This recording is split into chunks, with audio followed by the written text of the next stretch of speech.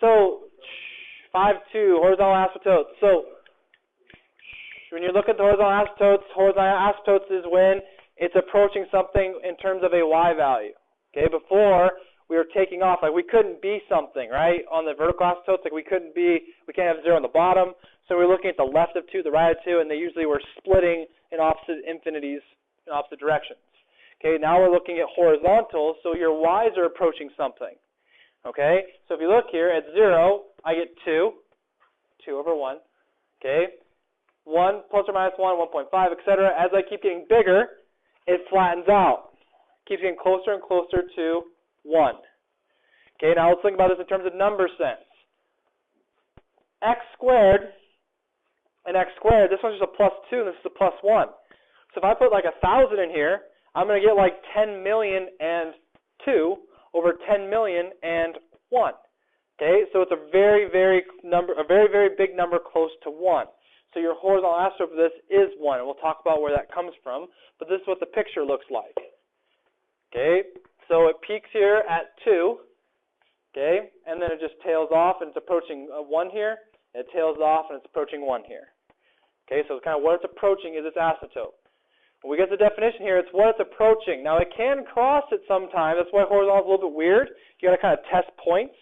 Okay, and I will tell you one thing that I would do, especially on the test you have, if it's a harder problem, expect some type of thing you have to double check. Test points, guys. You can always plug points in and get a number, right? If I want to see what's happening at x equals 2, plug in 2, see what you get. Okay, so just stay with that mindset when you're doing your stuff to make sure that you feel good about your graph. Okay.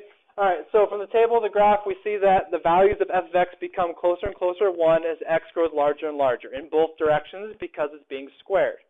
Okay? All right, so that we say that it has a horizontal asymptote at y equals 1. We say y equals now because it's horizontal. Flat lines are the y equals lines. Okay? Similarly, we can also write it as limit as x goes to negative infinity, so infinitely to the left, it was approaching 1. As it was infinitely going to the right, it was also approaching 1. Same limit notation, just talking about, when you say negative infinity, it just means going all the way to the left. When you say positive infinity, it means all the way to the right. Okay? Anything so far? That's what we'll get to, yes. Okay? Anything else? All right. All right, so again, just a reminder, the symbol infinity is not a number, but an expression. You can't count it. Infinity cannot be something as a, it can be an answer for a limit, but it's not a numerical value. Just a refresher, the limit of f of x as x approaches infinity is L, so that could be a number. Like if you're approaching 2, like we just got 1, so we'd put 1 here. This is more of just kind of notation stuff, but you guys already know limit notation. And just to summarize what it's saying is that for that last problem we just did, is limit as x goes to infinity, so this way it approached 1. So this would be 1. Limit as x approaches negative infinity, f of x went to, also it went to 1. So here's examples of some, and I want to explain, because it can cross, it's more of what it's approaching. So vertical asymptotes, it can't cross a lot of times because we can't have that number. Okay, but like here, so for this one, see it crosses it, and then it approaches it. Okay, so this is something where you want to look at that in behavior. So if you did the limit as its positive infinity, what would you get? You would get this number, whatever it was. But if you did negative infinity, what would you get? You wouldn't get anything. So from to the left, yeah, it's not approaching anything to the left. But to the right, it's approaching that line. Does that make sense? That's why I would just set it up in terms of negative infinity and positive infinity for you. There is sides of the graph that won't exist. Does that make sense? Because we're going to do on our last example. Because like think about like a parabola, right? A parabola just keeps going up forever. Yeah. So like something could happen like that. Okay, yeah. Did you have some? If it crosses twice.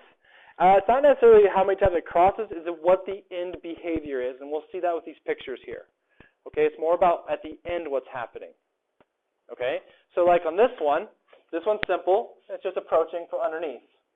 Okay, now this is what I'm talking about. This one keeps doing the same thing over and over around a certain line. So it's approaching that line and just kind of getting tighter and tighter, which is kind of a more interesting graph. We'll talk about that one later in terms of when you'll need to look for that. I know that's not a very common graph, but does anybody know what gives us constant curves in terms of graph? What gives you constant curves? Trig, sine and cosine, right? Sine curve, cosine curve, they wrap around 0 and 1, right? So just that's kind of where that, can you think about that? Okay, this one to negative infinity, that's okay. We feel good with that one. And then these two. So like this one is kind of tricky because it's only for negative infinity. Here, it goes up and crosses, right? It said don't say twice. This one went up and came back off. It was not affected to the right, but to the left, it crossed it, and now it's just staying on it. Okay, it's kind of weird, but it's end behavior. If you did negative infinity, okay, you would get the limit in terms of what it's approaching. Okay, so again, focus on end behavior. Okay, this is a very common one. You can have two horizontal asymptotes where it's kind of surrounded, and so it's going to go ahead and come up and approach, and come down and approach. Okay, so it's kind of binded. Okay, those are some different looks of what things that can happen. One thing, and I did this, I was bad at this when I was your age, is that I thought like Morgan did, oh, if it crosses, there is none. Okay, you can't assume that. You need to test both end behaviors before you make any definite conclusions. Okay? All right, so first example, kind of the basic one we've done before. So, as limit, why did I put that on? Oh, no, I did, that's good. Okay, so as limit goes to infinity for 1 over x, okay, what's the answer to this limit? Infinity for 1 over x. What's it approaching? 0, right? Because as this number gets bigger, my fraction gets smaller. I keep getting smaller forever, I'm approaching 0. So limit x to infinity of 1 over x is 0. Good?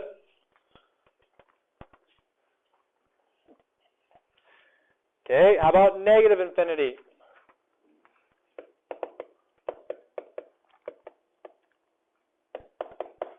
Also 0, correct. It's also 0.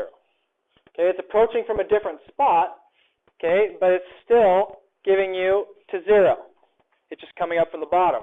So what's this graph look like, just so that we can kind of get used to our sketching here?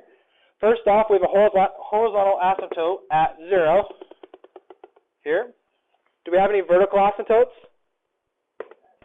At 0. I can't have 0. Okay, makes sense? And so then, when I'm coming to infinity from the right, like I'm going to infinity, so that's this way, 1 over x approaches 0. So that means it's going to be like this. Approaches 0. Coming from infinity. Coming from infinity, as it's going to infinity, it approaches 0. Okay, from negative infinity, it comes down here and then does this way. That's what 1 over x looks like. Okay, and again, you can always test points. Let's say that you're not sure which region it's in for whatever reason. I can just plug in negative 1. If I plug in negative 1 here, what do I get? Boom, there's your point. Now, okay, I see where it's at, and then just put it in. Please use that to your advantage. Okay, please use that to your advantage. Okay, so here's kind of the first just general rule. I think it's kind of basic. If r is a positive rational number, then limit of x infinity over 1, it's pretty much if a variable is bigger on the bottom, it goes to 0. Okay, if it's growing faster on bottom, it goes to 0. Same thing for negative infinity.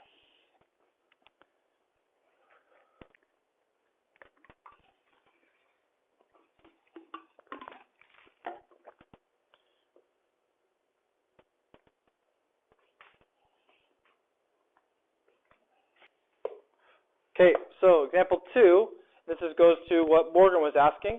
So yes, you can use degrees to help you. So what you ask yourself is essentially as numbers get bigger, these guys on the end, the x plus 2 and the 5x plus 1s are irrelevant.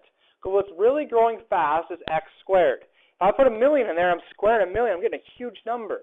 So when you're doing limits of fractions like this, if the bottom or top isn't growing faster than the other, then you can look at the coefficients, okay, of the highest degree. So essentially, I'm really just going to look at x to infinity of 4x squared over 6x squared. And essentially, the x squared cancel, So this limit is 2/3 after you reduce your 4/6. Okay? So you look at the coefficients of the highest degree in that case, if they're growing at the same degree.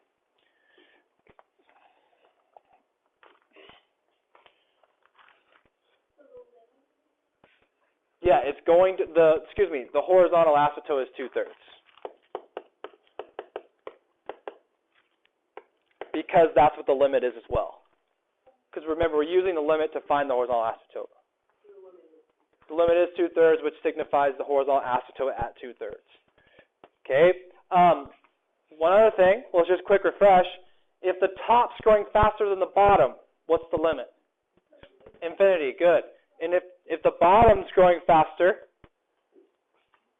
what if the bottom's growing faster? We just did that. 0. If the bottom's growing faster than the top, your limit is 0. Okay? Just good refresh there. All right. Keep going here. Just got some examples. We'll be done soon. Okay, so find the horizontal and vertical asymptotes of the given function. Okay? Horizontal and vertical asymptotes of the given function. So, first off, let's go ahead and look at, so let's go limit as x goes to infinity of x plus 1 over x minus 2. So what are the leading to do? Which goes faster, top or bottom, or are they equivalent?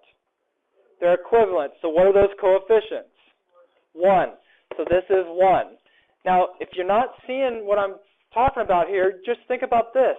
If I put 1,000,000 on the top for x, that's 1,000,001. If I put 1,000,000 on the bottom, that's 999,098 on the bottom. It's a very close number to 1. Okay, so it'll approach 1. So that's what so what does it signify? Your horizontal asymptote.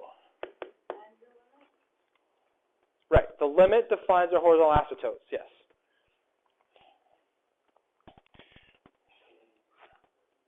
Yeah.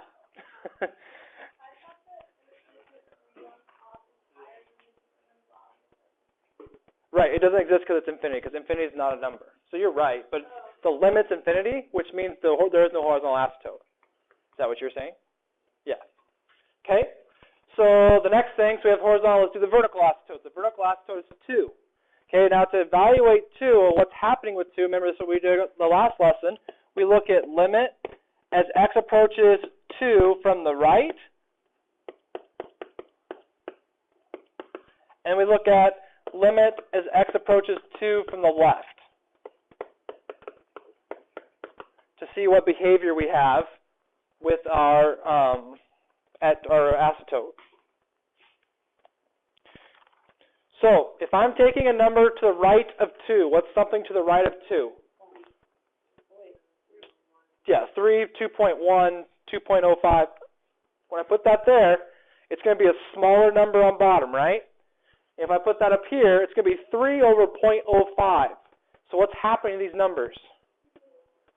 They're getting bigger. Because remember, if you have a small decimal on bottom, it's making it grow, right? So this is going to be infinity. Coming from the right, it's going to, because I can't cross that, I can't use 2. If you put your calculator, if you put 2.0008 in here, you're going to have a very big number. Okay? Same thing to the left now. If I do the left, that's going to be 1.9. Okay, if I put 1.9 in, I get a 1.9 minus 2, I get a negative. So now I'm getting small negative numbers, which would give me negative infinity. Because it's still going to be a small decimal. So this signifies, okay, we do have a vertical asymptote at x equals 2. Okay, and we'll sketch it here in a second. Okay, let's find a couple things that I try to find too, just for extra information, is x-intercept and y-intercept. How can I find the x-intercept of this one? Set y equal to 0. And what makes this equation 0?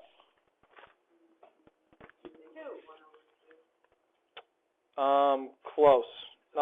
You're doing y-intercept. X-intercept, you said make y equal 0. How can I make this 0? Being a negative 1. Right? Because the negative 1's on top, I get 0.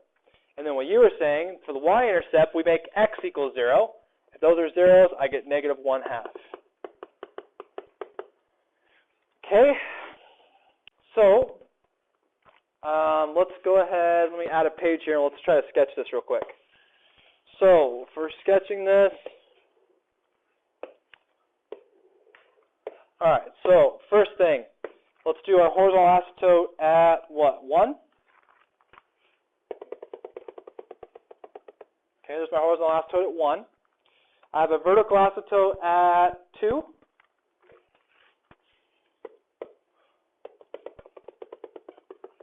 Okay, so there's my asymptotes. I have a x-intercept at negative 1.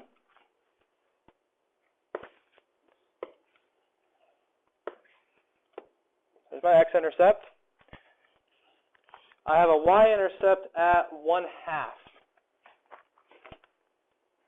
Looks like, and that's it. What was this one? A 1 again? So 1/2. Okay. So we know that on the left side of 2, so if we're coming from the left side of 2, so here's 2. If I'm coming from the left, where does it go? Right, it goes to negative infinity, so it's going to fall off. Okay.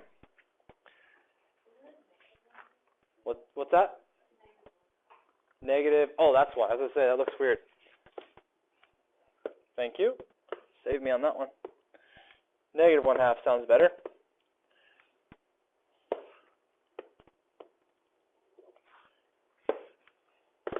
There we go. So it would be here to there. Okay, and then on the other side, we know from 2 from the right, it goes to infinity. But where at? Is it automatically diagonal? Should we test a point? Like, what do you think? I would probably just test a point. So if that's 2, let's just try 3. So if you plug 3 in, I get 3 plus 1 is 4. 3 minus 2 is 1. So I get the number 3, 4. Do you guys see that? Just plugging the 3 in. So I get 3. This is 1, 2, 3, 4. So it's up here. So you see that it's going to do this. And there's your graph. Okay. Questions? Nothing in here?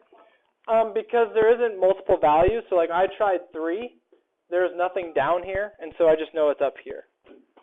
There's no, like I couldn't test anything else that would change that. Okay, very good. Because really, essentially with this graph, everything is defined except for where? 2. I have a number for everything except 2. All right, cool. All right, 4. I'm going to let you try this one. Let's see how you get. Okay, see how far you get. Same thing, same directions. Find the horizontal asymptote and the vertical asymptote of the function, and then sketch it. So go ahead and try. Okay, so first off, for today's part of the lesson, just think about this in terms of the limit as it going to infinity, and what's growing faster, the top or the bottom? The bottom. So our horizontal asymptote, the first one, that's going to be y equals 0, because the bottom is growing faster, so it's going to 0. Okay, and then to our vertical asymptotes, we have to factor, and so we get it factored, and then you get x minus 3, x plus 2. So we need to look at 3 and negative 2. So we'll look at 3 from the right.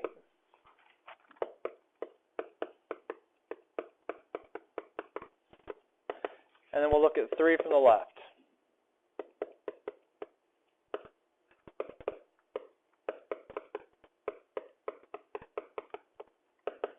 Okay. So 3 from the right, so that'd be 3.1, etc. 3.1 would be, it would give me a small, give me a smaller number. So smaller on top, it'd be infinity.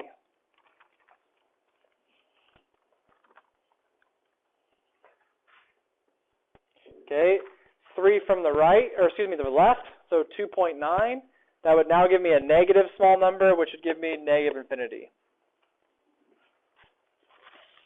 Conversely, we'll do this with negative 2 from the right.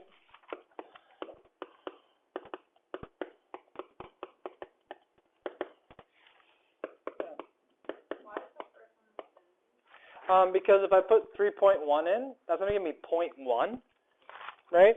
0.1 times anything is going to be a smaller number, and smaller over like 3.1 will make it bigger. So everything stays positive, and the bottom's getting small, so it makes it positive infinity. So like, I know it's hard to see because of this piece, but like if I just keep getting smaller, if I do 3.000007, then I would have 0.00007 times 2.007, and then all over 3.07. So see, this is going to make this really small. Put something really small over a whole number is going to make it bigger.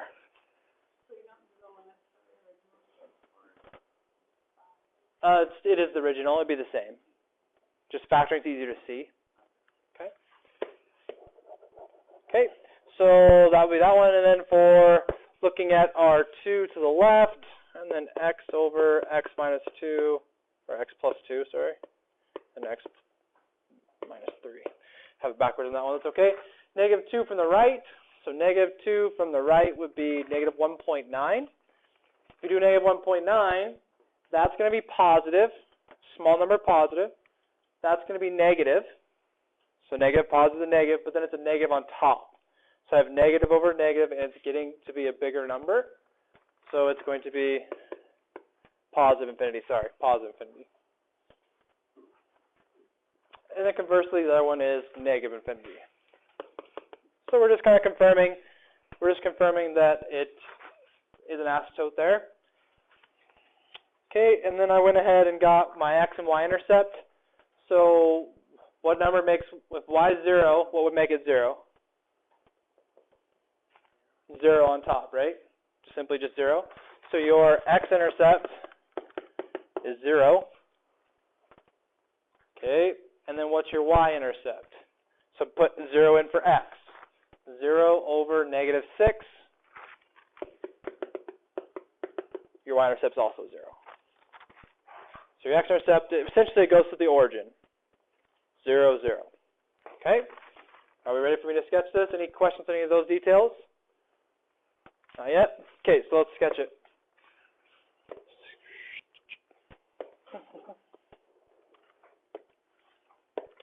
Okay, so let's do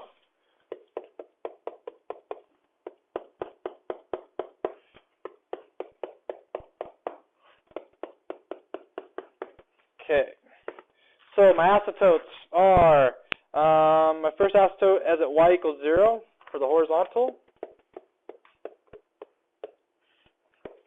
My other asymptotes at 3 and negative 2.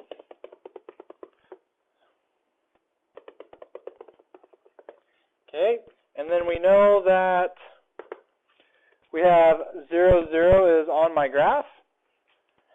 Okay, and then to figure things out, I hope you I hope you're seeing this, okay, in essentially kind of 3 sections. Now this is where, going to the beginning here, so we have 1, 2, 3 sections, and then we have 1, 2, 3. We have 6 sections really, but we can cross the horizontal asymptote because, remember, it's the end behavior of it, and this is a good illustration of that.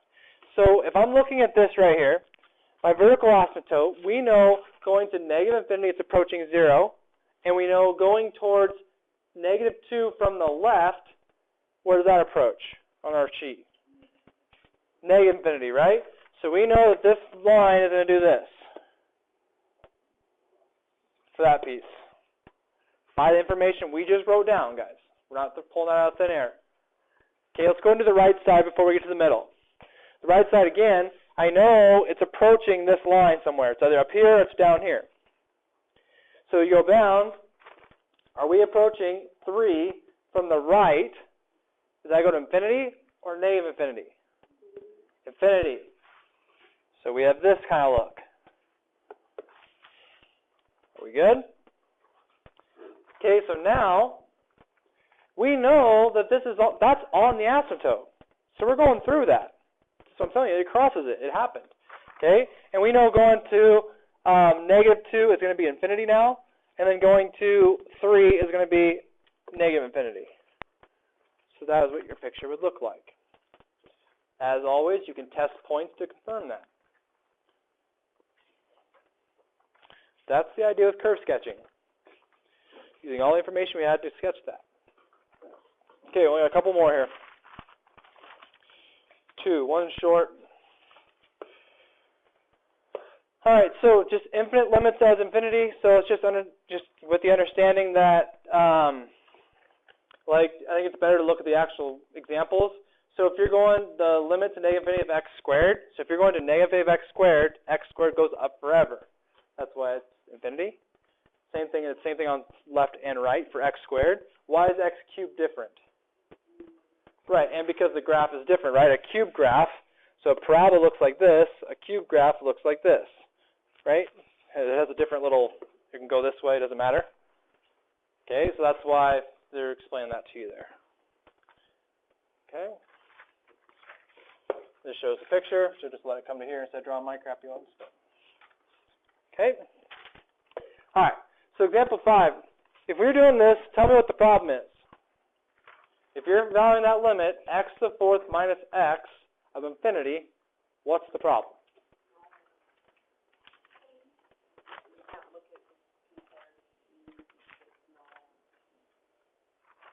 You're close. Not quite. What do we do? What's the easy way to find limits? Do we always want to check before we have to simplify and cancel stuff? What's that? Well, no, even easier. Oh, wait, what'd you say? You said plug in what's approaching for x? Yeah. So you plug in infinity.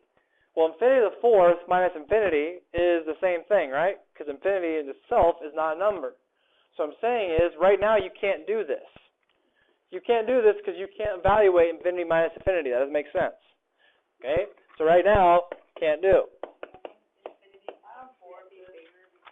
No, because it's still infinity. It's not a number. I know what you would think, but it's still a number. Okay? Because what happens is if by definition, which I have this wrote down, Rachel, if I go by our limit rules, I can write it like this. Which is the problem. Can't do that. 0. Okay. So that won't make sense either. Okay? All right. So what we want to do, though, the best thing we can do is we can pull an x out. Okay? That's the best thing you can do is you can pull an x out. So you would do limit as x approaches infinity of x times x cubed minus 1.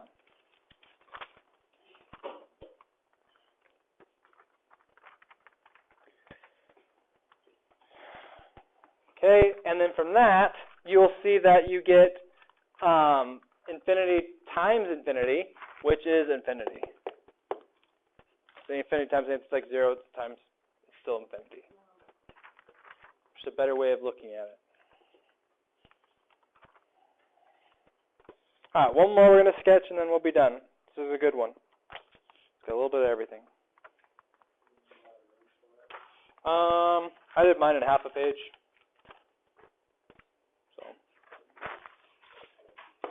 Fair enough. Okay, so sketch the graph of x minus 3 squared times x plus 2 times 1 minus x by finding the intercepts and its limits as x approaches infinity and negative infinity. Okay? Okay, so this one, we don't have any vertical asymptotes that are a problem right now because we're not over anything. It's not a fraction. So vertical asymptotes are kind of out the window right now. Okay, but what they want us, let's find our intercepts first because those are the easiest. Does anybody know a good strategy for finding your y-intercept in a situation like this? Where are you going to get your y-intercepts from? What's that? Yeah, x being 0, and so then what would it be there? So it would be negative 3 squared, right? Times 2 times 1. So negative 3 squared is 9, times 2 is 18, times 1 is 18. So our y-intercept is 18. Okay? X-intercept. Right, so we set y equal to 0, and it's already factored, so we're pretty much just what makes these pieces 0.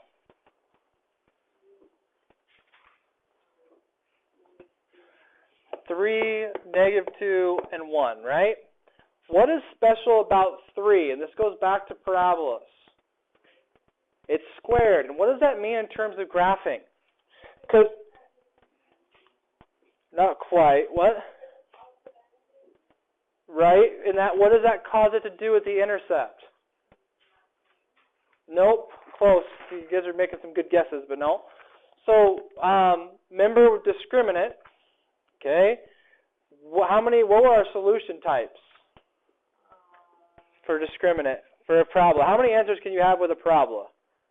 2, 1, and 0. And if you have 1, what is it doing? It's bouncing. Why is this bouncing? This is bouncing because, right, because it can't be negative. It's bouncing because it can't be negative. Did you hear? What do you mean bouncing? It goes, bouncing is a parabola that like does this. It hits the number and bounces off of it. What's that? By max min. Well, it's still a min. Yeah, but.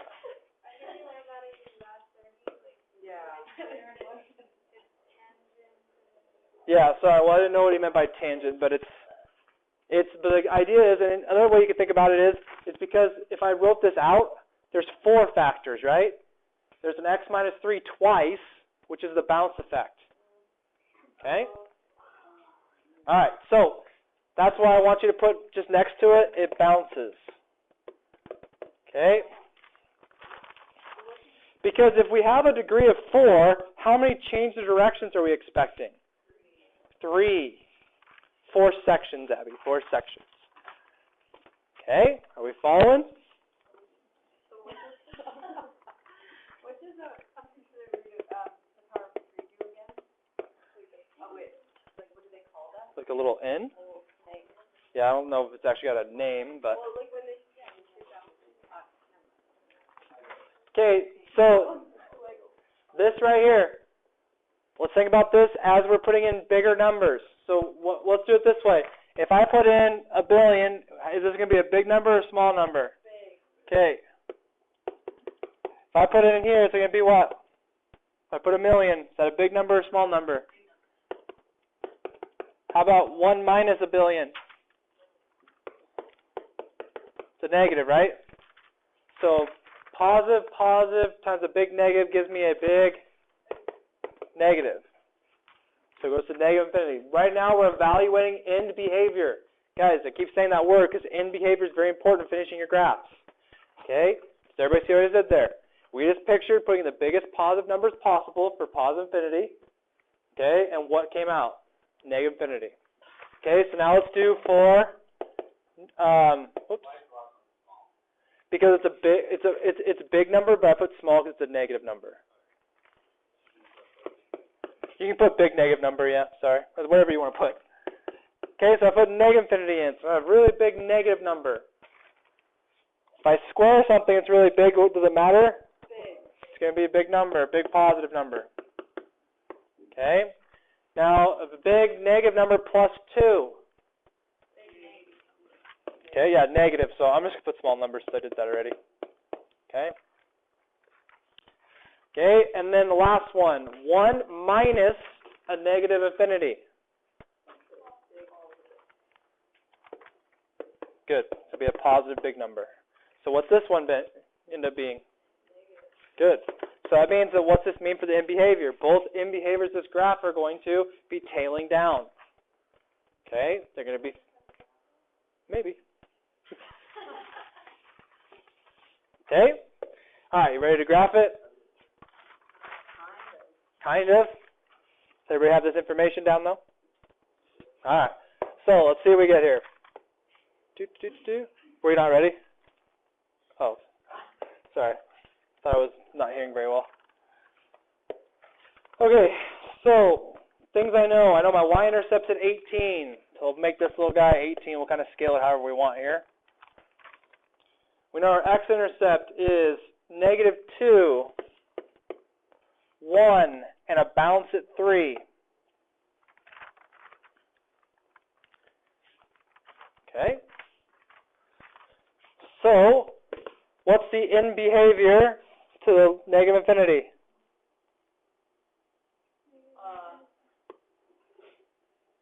Yeah? What's the in behavior after 3?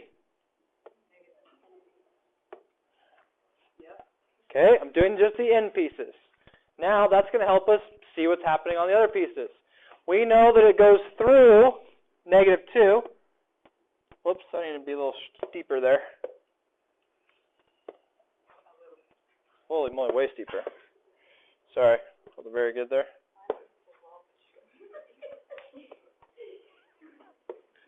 Okay, so like that-ish. Goes through the y-intercept, and then it's going to come back. Do we go through or bounce on 1? Through. Okay? Now this makes sense because we're expecting a bounce here. Bounce. Back down. That's what I meant by bounce. I had no idea. What's that? Why are we saying, sorry,